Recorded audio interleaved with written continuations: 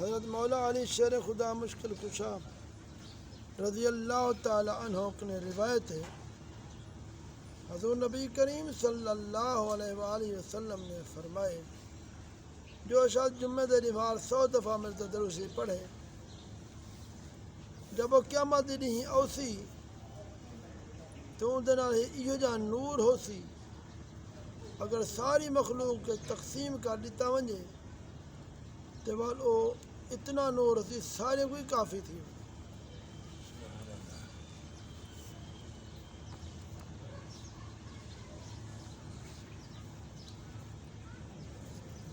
فرمیدن لکھنؤ دے ایک کاتب ہا منشی وہ ایک بیاد رکھی ہوئی آئی، ان دی عادت دی صبح دوا جو لکھن شروع کرنا تو سب کے پہلے وہ کاپی تے درود لکھتا ہا، جب ان دا آخری وقت ہے تو گھبراتے آکھن لگا دیکھوں اتوائیں تے کیا چھتے نال ایک مجذوب آ پہنچے، فرماما لگا بابا کیوں گھبرا نہیں، او جڑی تیری بیاد لکھی لاتی ہے سرکار دے دربار وچ پیش تھی گئی، اندے تے سواد بن دے پا۔ فرمایا ایک نہیں آقا دو جہان صلی اللہ علیہ وسلم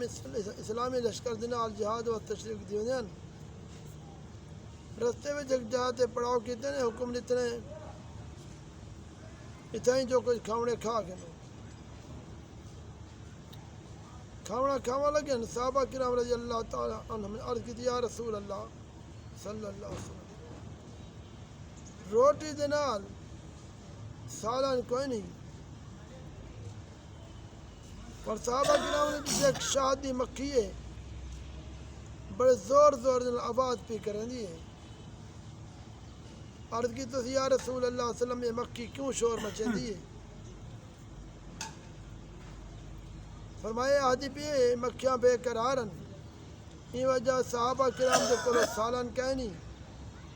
حالانکہ تھا قریب غار ہے، اسا شہد دا ایک چھتا بنائے ہوئے تو کون گھنو سی، اساں کو اٹھا تے نہیں سکتا، اساں کو آن تے نہیں سکتا شہد کو۔ نبی پاک صلی اللہ علیہ وسلم نے فرمایا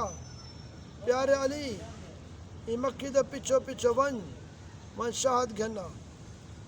چنہ حضرت حیدر کرار رضی اللہ تعالی عنہ ایک پیالہ پکڑتے ان دے پچھو مکھی دے ٹور پین، اور مکھی اگو اگو ٹرتی ہوندی ہے، وہ ڈرتی ہوندی ہے، وہ غار اچ پہنچ گئی ہے، آپ نے تمہیں بالکل صاف مکھی نچوڑ کی تھی،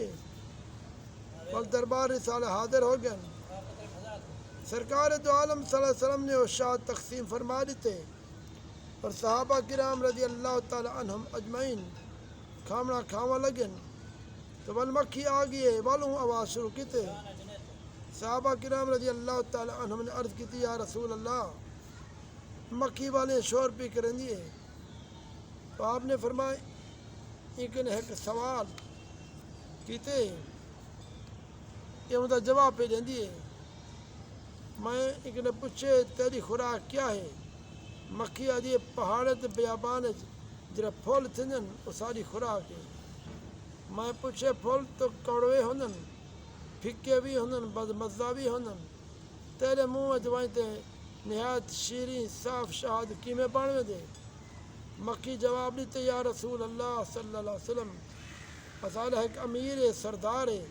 اساں اندے تابع ہیں، جب اساں پھلن دا رس چوسیندے ہیں سارا امیر تہاڈی ذات تے درود پاک پڑھنا شروع کریں دے، اساں بھی اندے نال مل تے درود پاک پڑھ جائیں تو بد مزہ کڑوے پھلن دا رس درود پاک دی برکت کو میٹھا ہوویں دے، اور اس درود دی برکت تے رحمت دی وجہ کرو یہ شہد شفا بنویں دی ہے۔ اتواسے شاعر آدھے گفت چوں خانیم بر احمد درود میں شود شیرین و تلخی را ربود، اگر درود پاک کی برکت کرے بد مزندہ پھولن دا رس